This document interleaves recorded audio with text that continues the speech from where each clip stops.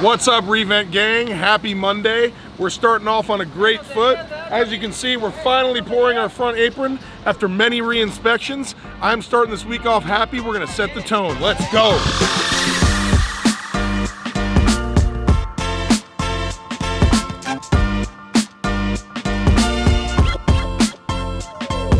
All right, so this has been a big pain point for us. We've had multiple inspectors. They're calling out different things. Even one inspector asked us to do something that's contrary to the code, so we have to push back, but not too hard because they can really screw us. The biggest thing now, this is amazing that we have concrete in. The biggest thing now is our slopes in what's called the right-of-way. That's the front approach, which is really city property. So the top part needs to be 15%, no more than 15%. The middle part, that is the walkway or the crosswalk. Even though there's no sidewalk, that can be no more than 2%. And then this bottom part here can be no more than 10%. If that's wrong, they will make us pull out this driveway and re-pour it. Now, our schedule has already been screwed. We have Misael here trying to start landscaping. We can't get our bobcats in. We can't really remove all this dirt and really get landscape done until we can access this driveway. If we had to pull this out, it would be monumentally horrible. So hopefully we're gonna be good. I'm gonna double, triple, quadruple check this with our laser level. But then if all is good, in 3 days, we can back up over this and get moving on landscaping.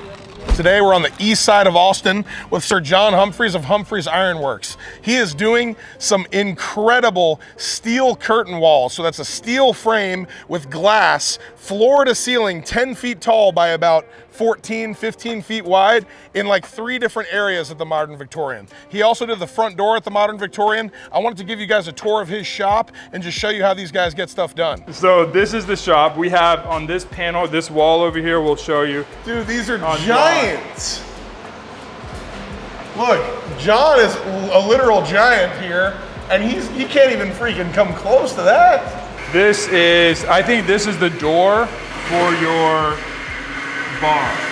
Because your bar has 2 French doors in it. Wow.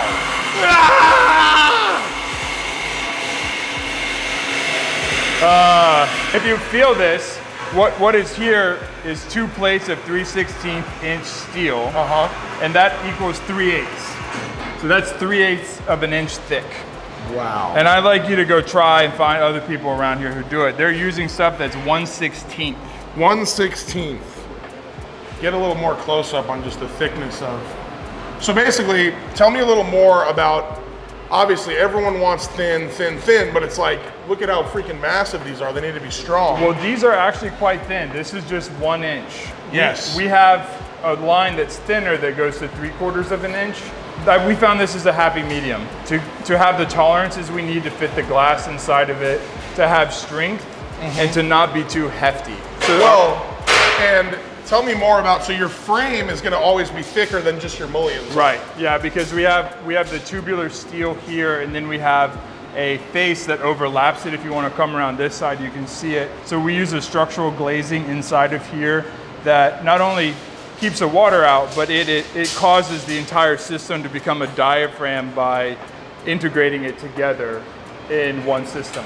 Yeah, and see, I don't really know what any of that means, so that's why we hire these guys. Well, what that means is this becomes one full face, one block together with the glass. Dude, this is instead of individual components that can move around. This is amazing. I want to just get a little flashback to that wood episode I had. This is a lot more expensive though, I'll tell you that. So if we go back around the shop, this is our material rack. This is where we store material. We bring it in like this. It gets cut on our bandsaw and then fabricated on these tables. These tables are laser leveled to be all at the same height. Really? And they're all perfectly flat. So this is an individual workstation, or it's a larger one, or it's a very large one, depending on what you're doing. That is awesome. And we have an overhead crane to help these 2 gentlemen move things. Instead of having 10 people move something, they can use this. Oh, wow. Yeah, so when you're working on like a big door like that, you're just picking it up, moving it.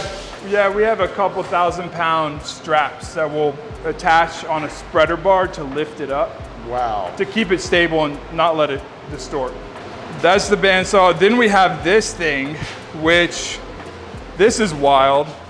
This is a laser welding machine. What? Yeah. So this uses lasers to... Freaking lasers! It does. Oh my God. It's the same stuff they use to, they basically use it in automobile manufacturing, high quality automobile. Yep. Robots use these things. And then I think aerospace construction. Wow. Yeah. I mean, that looks like a literal space gun. Can I hold that? Yeah.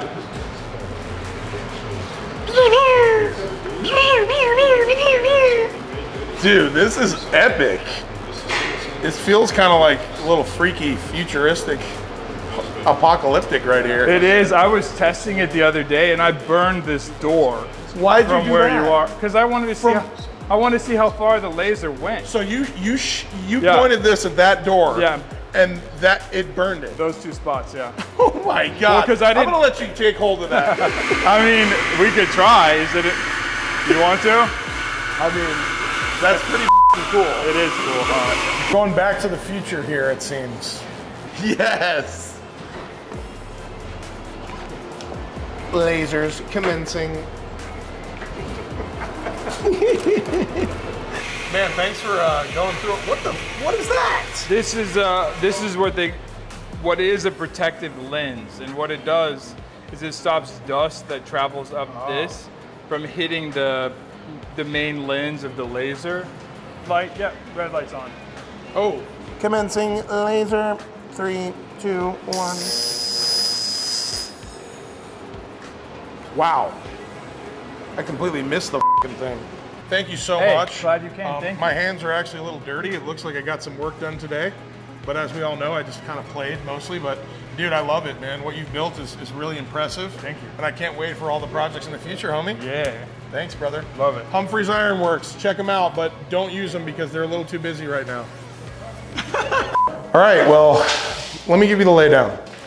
On the plan, this was meant to be the same wall paneling as downstairs, which would go from the top of the baseboard to that ceiling crease.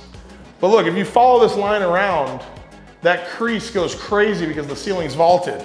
And then you have more ceiling under here.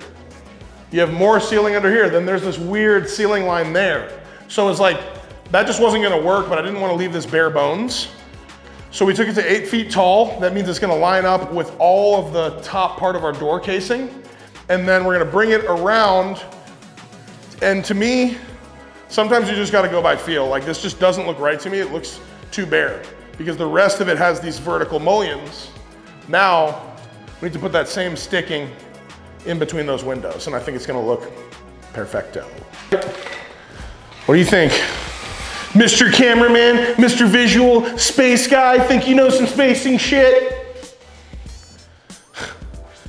In all reality, do you even notice that one on the left? Like to me, there's like this piece, especially in threes, like there's this piece of this, like this being equal here, this being equal here, this being equal here. It just cuts this perfectly into thirds. Now look, if I move this to there, how does that feel? It doesn't really matter because these windows really are creating the separation, right? So it's like, you have these borders already. I don't think like, you're not gonna be able to tell, this becomes so different right here, you're not gonna be able to tell that this distance isn't the same. Because if you continue this distance, you'd be going like 35, you're gonna hit right in the window. So what do? Put a little goofy one at the top and the bottom? I think the way to do it is that center here, center there, and then one more right here. All right, man, we got a lot going on here. Our engineer called out an 18-inch truss, but the existing house has 16-inch trusses. So we had to go back with an engineer and figure out how do we work that.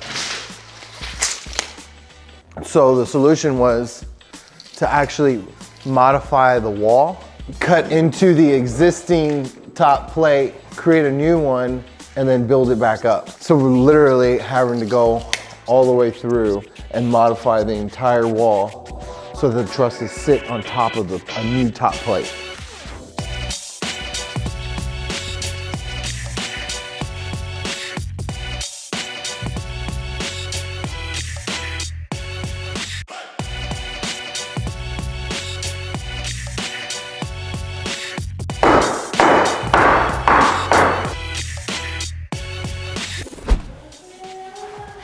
All right, y'all, it's Friday and we're finishing out the week strong at the Modern Victorian. As you can see, this whole home has been cleaned. All of our debris and boxes have been out, and it just feels like so much space in my brain has been opened up. I can really see this home taking shape. So right now, our main focus is to get this baby on the market by late this month or early next. But what I want to focus on is our beautiful custom architectural steel rail.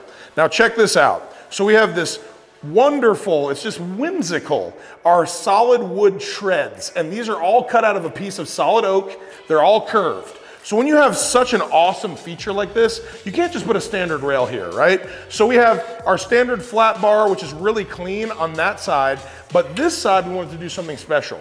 So if you remember, more Fabrication, they killed it on the exterior rail. So we mimicked that same detail inside.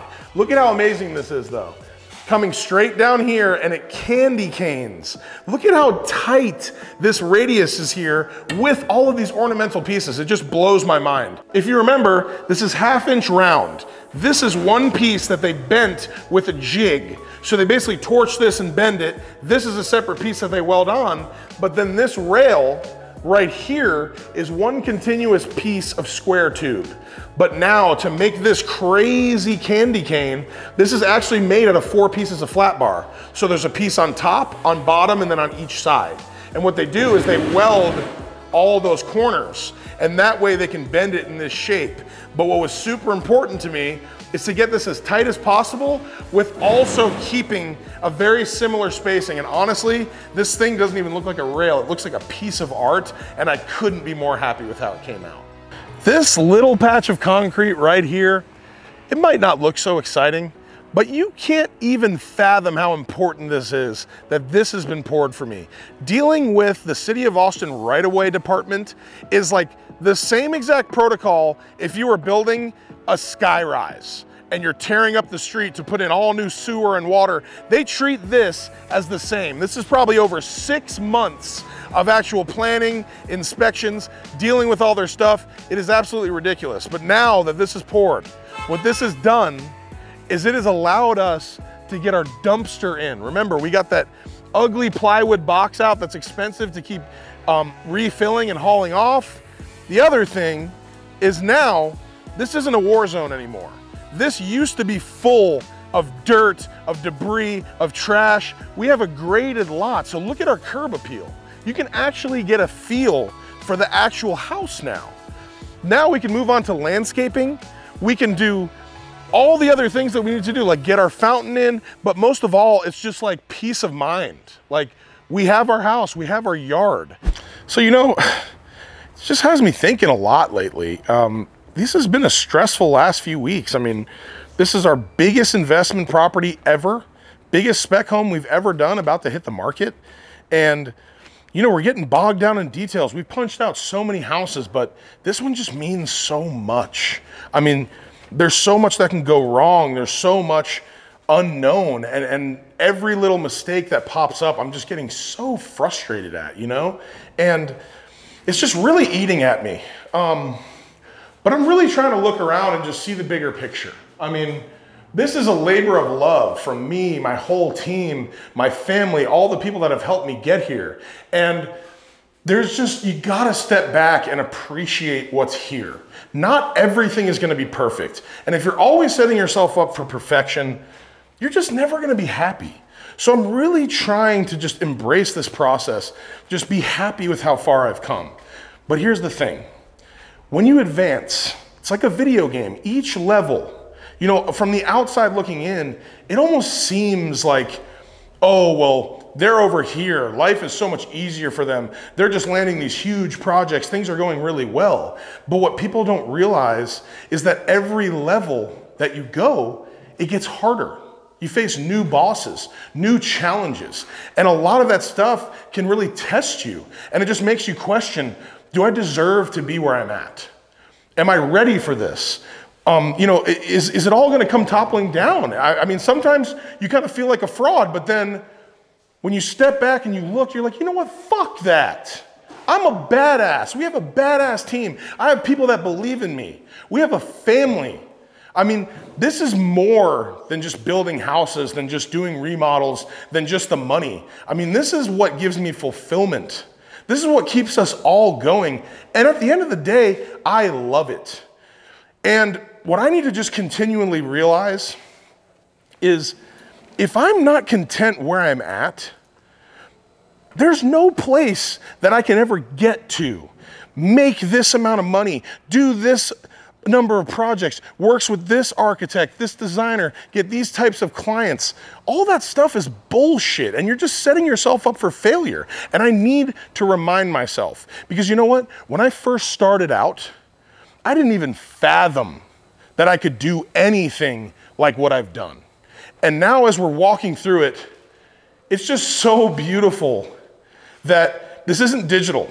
This isn't like a paper or a final project or even like, you know, something like a piece of art. I mean, that's amazing, but we live in these things. This is art. This is incredible. This is also an embodiment of all of my work and all of the collaboration that it took to get here. But this is gonna be a place that people call home.